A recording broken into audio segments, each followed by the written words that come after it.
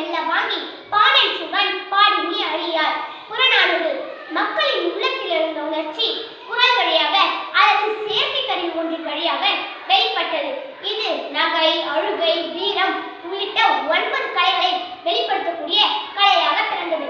இக்கலையே இசை எனப்பட்டது. குரல் வழி இசை, கருவி வழி இசை என இசையை 2ஆக பிரிப்பர். இசைக்கருவிகள் இசையின் இனிமைக்கு துணை செய்பவை இசைக்கருவிகள் ஆகும். கால தேவைகள், சமய சடங்குகள், திருவிழாக்கள் போன்ற பல நிகழ்வுகளின் பொருட்டு பலவாக தோன்றி வளர்ச்சி பெற்றன. இசைக்கருவிகள் குரல் இசைக்கு மட்டும் பயன்படுபவை, நாடகத்திற்கு மட்டும் பயன்படுபவை, இரண்டிற்கும் பயன்படுபவை என பலவாக தோன்றி வளர்ச்சி பெற்றன. இசைக்கருவிகளை இசைத்து பாடல் பாடுபவர் பாணர் எனப்பட்டனர். இசைக்கருவிகளின் வகைகள். இசைக்கருவிகள் தோல் கருவி, நரம்பு கருவி, காட்சி கருவி, கண்ணு கருவி என 4 வகைப்படும். விலங்குகளின் தோலால் மூடப்பட்டு செய்யப்படும் கருவிகள் தோல் கருவிகள் எனப்படும். எடுத்துக்காட்டு முழவு, முரசு.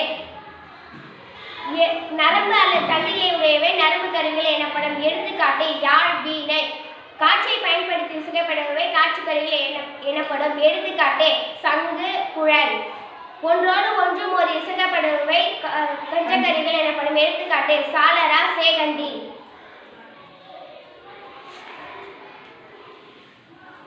குழல் இது காற்று கருவி.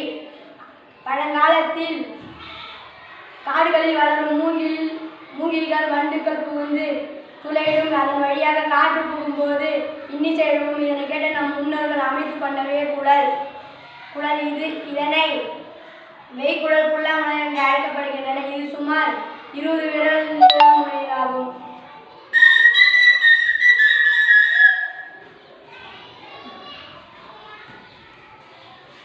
கொம்பு. மனிதர்கள் தொடக்க காலத்திலிருந்து மாடுகளின் கொம்புகளை பயன்படுத்தி ஒலிகளை எழுப்பினர். அதே பிற்காலத்தில் கொம்பு என்னும் இசைக்கருவிக்கு அடிப்படையாயிற்று. காலத்தில் பித்தளை அல்லது வெண்கலத்தாலே கொம்புகள் செயல்படுகின்றன. இதனை வேடர் வேட்டையின் போது ஊதுவர். கயன்மேடுகளில்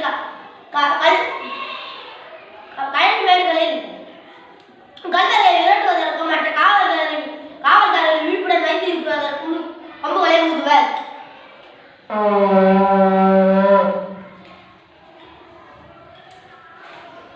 சங்கு இஃதுவோர் இயக்க கருவி. கடலில் இருந்து எடுக்கப்பட்டவாகும்.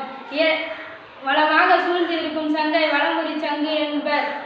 சங்கின் ஒலியை சங்கநாதமும் என்பர். இலக்கியத்தில் இதனை பணிலமும் என்பர். கோவில் திருவிழாக்களிலும் விசேஷங்களிலும் இதனை முழுங்குவதாகும்.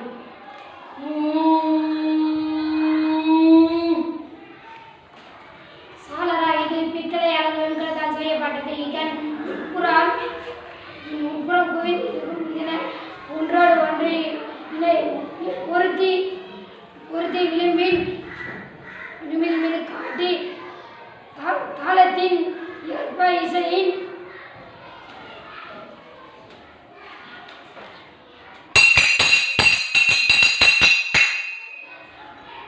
சேகண்டி வட்டவடிவமானது.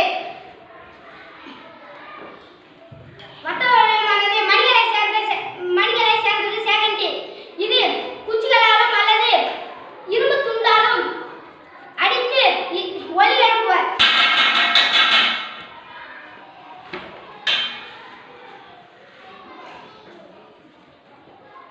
மத்தளம். மத்தி என்பது வாசியின் பெயராகும். இசைக்கருவிகள் எல்லாம் தளம் அடிப்படையில் இருக்கும். மத்து கூட்டல் தளம் மத்தளம் என்பர். மத்தளத்தின் நடுப்பகுதி பெரிதாகவும் கடைப்பகுதி சிறிதாகவும் காணப்படும். மரத்தால் செய்யப்பட்டிருக்கும். இதை 2 கைகளால் வாசிக்கப்படும். எனவே இதை முதற் கருவி என்பர். தஞ்சை பெரிய கோவிலில் கோயிலுக்கு நியமிக்கப்பட்ட கருவிகளில் இக்கருவி ஒன்றாகும்.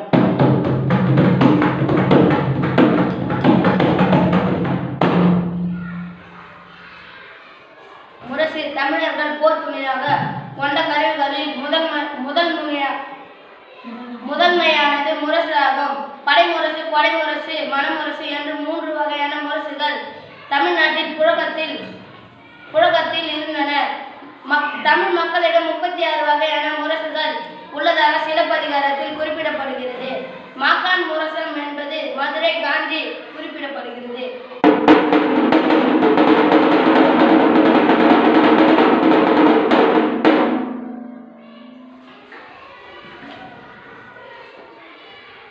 யாழ். வேட்டுவர் இறுக கட்டிய